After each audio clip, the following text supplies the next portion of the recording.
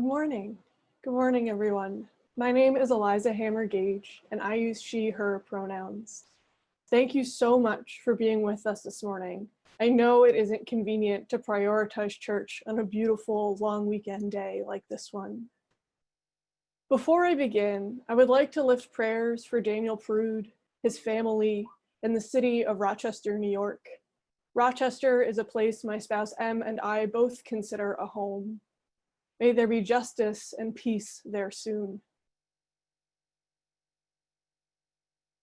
When I originally had the idea for this summer sermon, the world was a very different place. Many of us were going to offices and other places of business every day.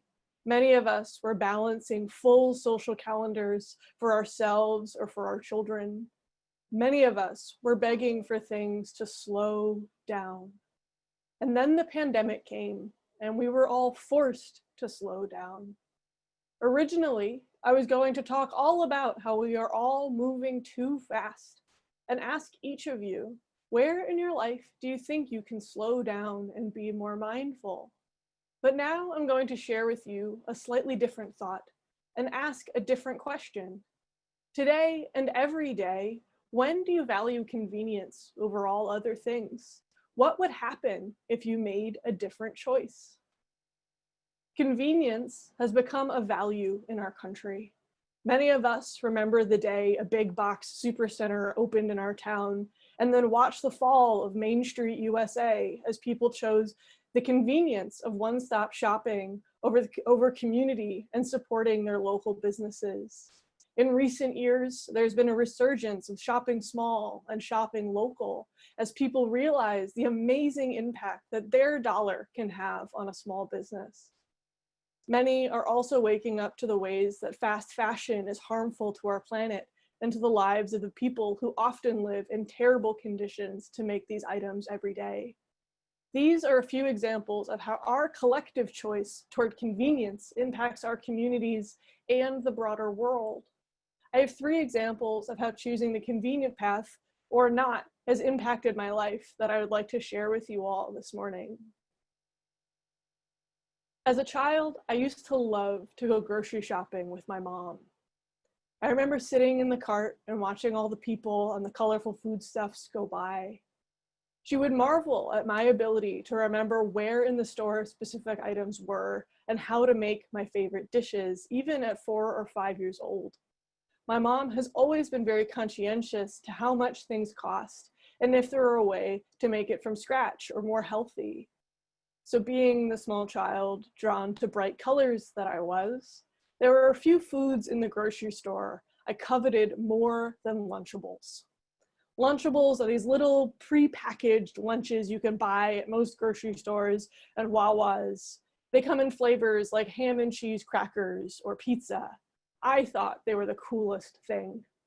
My mom never bought them for regular school days. The compromise was we got them for field trips. I remember thinking that it was so cool that my whole lunch came in this one little yellow ready-to-go pack. It was just so convenient. Throw it in my lunchbox and go. I was a little lady with things to see and do. I was 6 and already looking for ways to make things more convenient.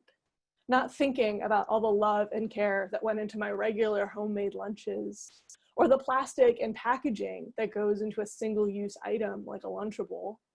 Over the last several years, the world has been waking up to just how much plastic and packaging we use every day. Often this is done in the name of convenience. Single-use cups, individually wrapped servings to pack in your lunch, or all the various types of wipes you can buy. Very little of this is recyclable. It ends up in landfills in our oceans for centuries to come. By choosing convenience first, we are harming our planet. By choosing convenience first, we are not using our privilege for good. And convenience culture encourages us to choose comfort over action.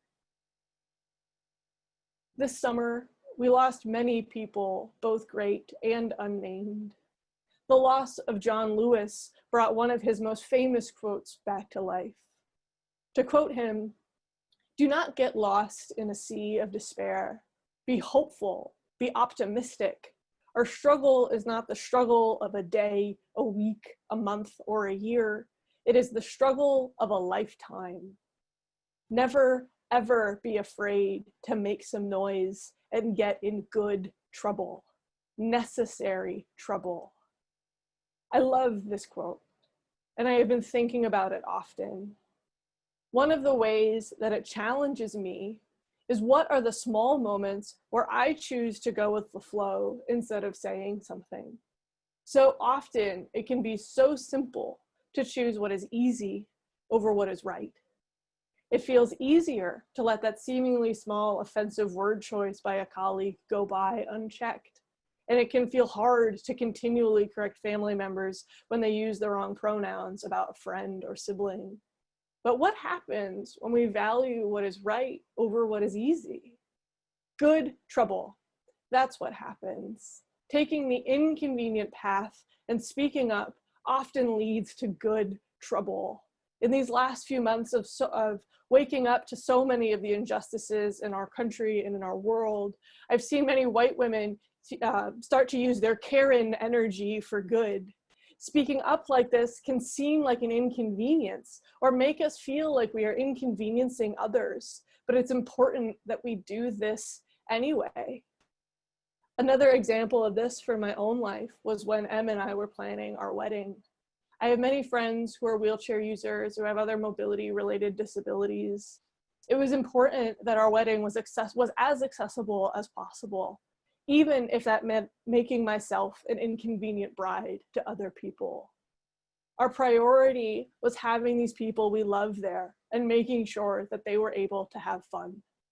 In practice, this looked like researching what other people have done to make weddings and big events accessible, only considering venues that were wheelchair accessible, making sure that our hotel block included accessible bathrooms, or rooms with accessible bathrooms, and checking those bathrooms ourselves to make sure that they were really accessible, setting up a cocktail hour space that included low top tables, and many other small changes to make sure that everyone could have fun. These accommodations took time.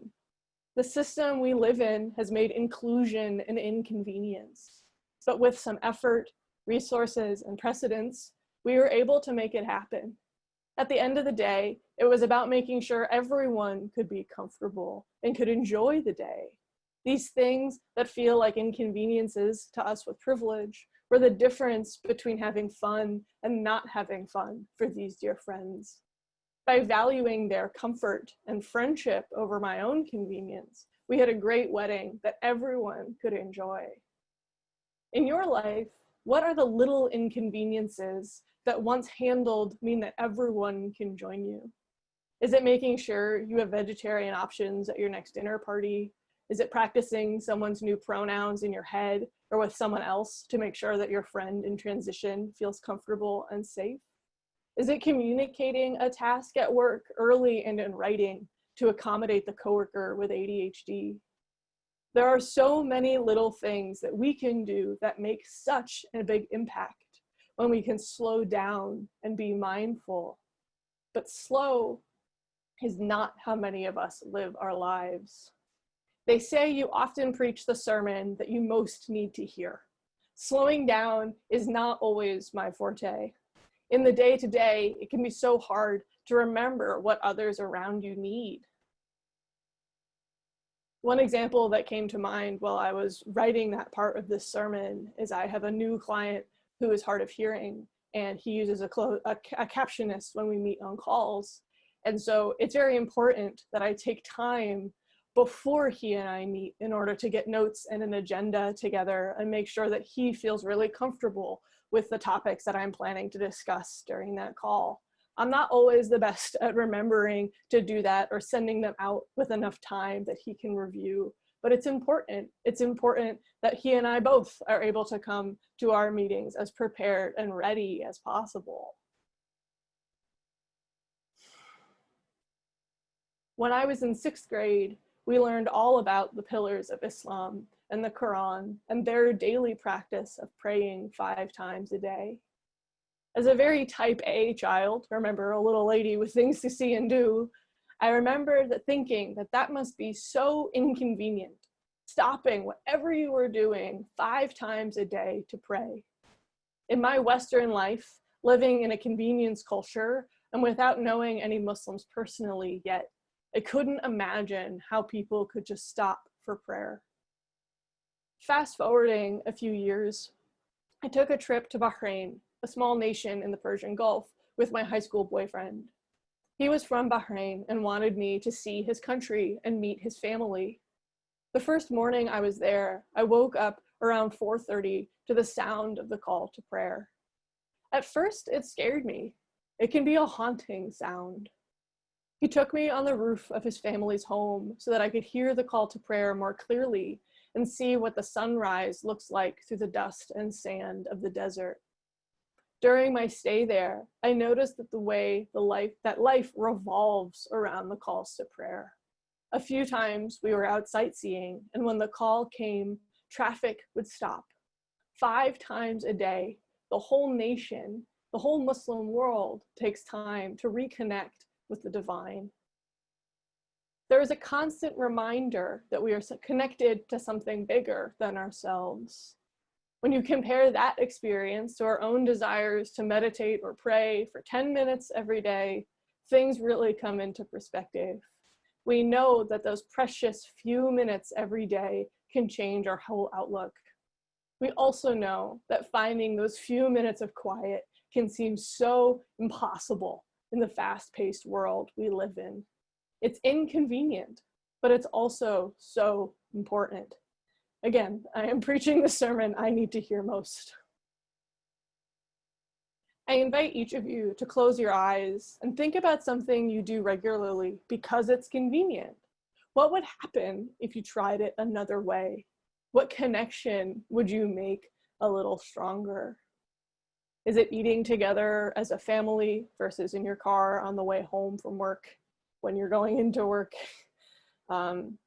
Is it saving a little bit of paper and packaging and using a hanky or something like that instead of tissues or paper towels?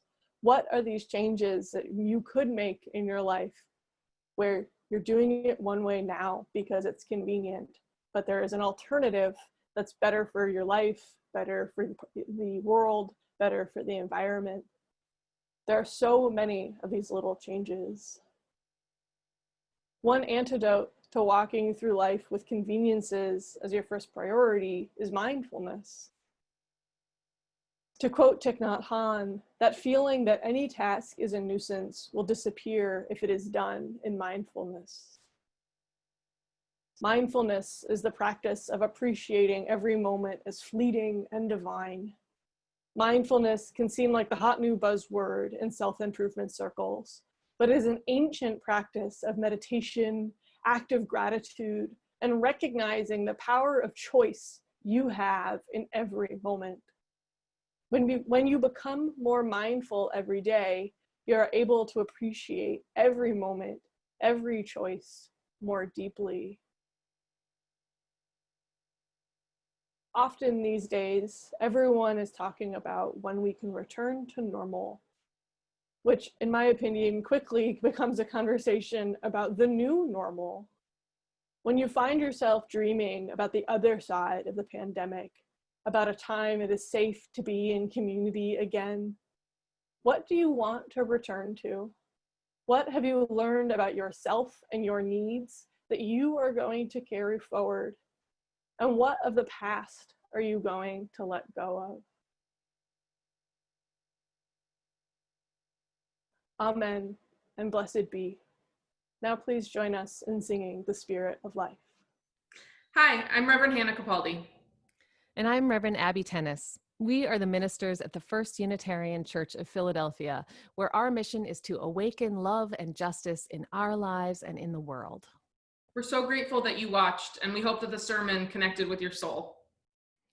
We also want to invite you to join us for a live worship service every Sunday at 11 a.m. Eastern Time. You can always find the link to that service on our website at www.philauu.org.